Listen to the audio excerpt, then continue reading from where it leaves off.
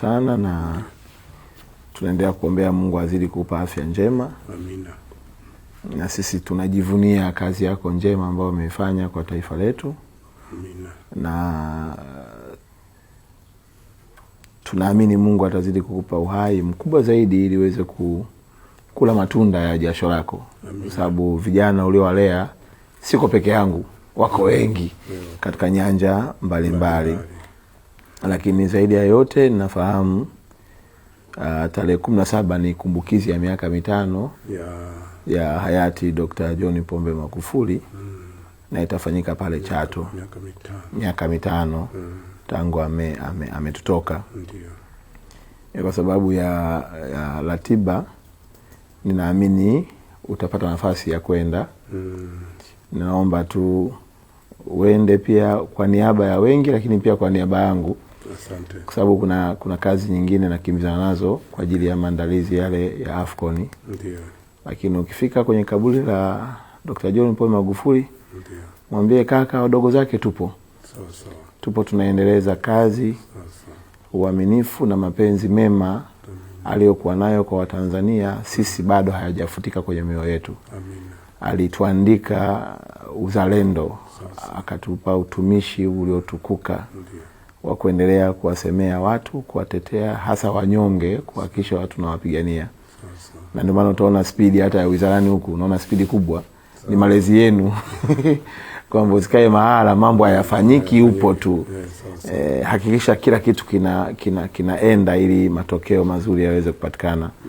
Najua utaungana na familia, utaungana na Watanzania na viongozi wa serikali ambao watakuwepo kule. Basi ni faraja kwamba ameiacha nchi ikiwa moja na miaka 5 tangu ameondoka, taifa bado tukiwa moja. Changamoto za utofauti wa mawazo ndio sehemu ya ukuaji wenyewe wa taifa. Sababu hata kwenye familia unapokuwa uko peke yako, ukishapata watoto wakishaanza kuwa wakubwa, hawashindi kukujadili tena baba. Nilikuwa natania juzi kwamba inawezekana mimi natoka hapa watoto wameshanipa jina. Mimi najua unakuwa na jina lako lakini watoto wanakupa na jina jingine lazima mshua hivi yuko wapi.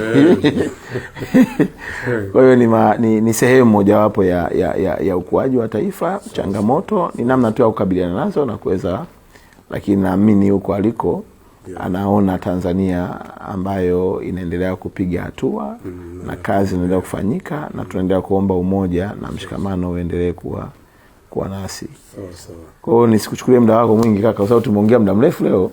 Wala hamna shida. Lakini kwangu ilikuwa ni baraka kubwa, nilisema nije nikusalimie. Sisi tunapata faraja kubwa sana mnapotutembelea viongozi na kutukumbuka. Kabisa kaka.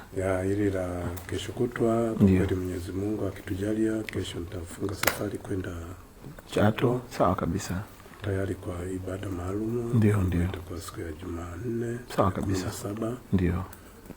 Basi tuendelee kuombeana heri kabisa, ili Mwenyezi Mungu atufikishe tuweze kwenda kumuombea tena kabisa kiongozi wetu aliyetutoka kabisa miaka 5 iliyopita kabisa. Nina imani na yeye huko aliko Mheshimiwa Dr. Magufuli anatuombea na sisi wa Tanzania wote kabisa, pamoja na viongozi wengine waliotutangulia kabisa, Hassan Mwinyi, Mkapa na baba wa taifa kabisa, Kambarage ndio. Na imani wote wanaliombea taifa letu na viongozi wengine wote ambao wametangulia mbele ya haki kabisa. Mwenyezi Mungu ametupangia kila mtu wakati wake, ratiba yake na kwa namna yake. Kwa hiyo tuendelee kuombeana heri tu. Sawa kabisa. Nina imani na viongozi wengine wataendelea kumwombea vizuri kabisa, ili basi huko aendelee kupata pumziko la milele. Amina. Amina. Shukuru sana.